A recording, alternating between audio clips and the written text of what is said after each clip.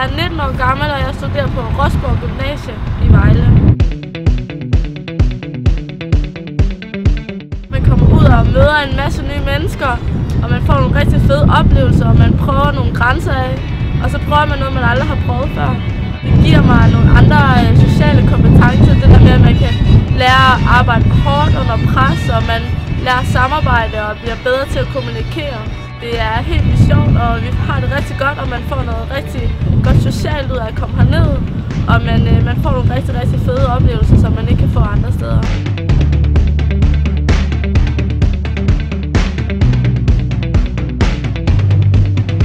Philip, og jeg studerer på TEX Vejle, og så sejler jeg hernede i min fritid, hernede i Sejlsfjord.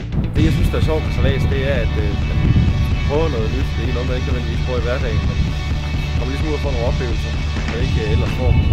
Jeg håber, at i hvert fald som sagt giver nogle gode oplevelser, men om ikke andet så også gør mig bedre til at samarbejde med andre. Så det er sjovt, at man lærer først at sejle, også at man ikke kan det i forvejen, men man får et fællesskab.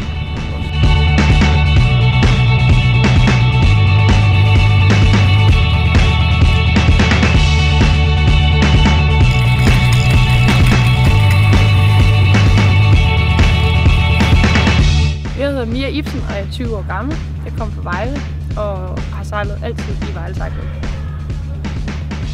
Der var et stort behov for at starte sejlstudier, fordi der var et gab mellem jollesejlere og kølbådssejlere.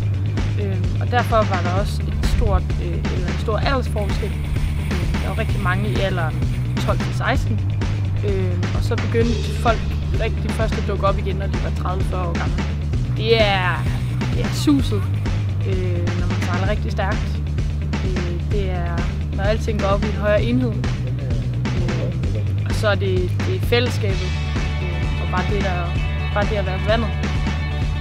Jeg håber, det giver mig ansvar i forhold til, at jeg lærer rigtig meget at passe på mine ting, og jeg lærer at være struktureret.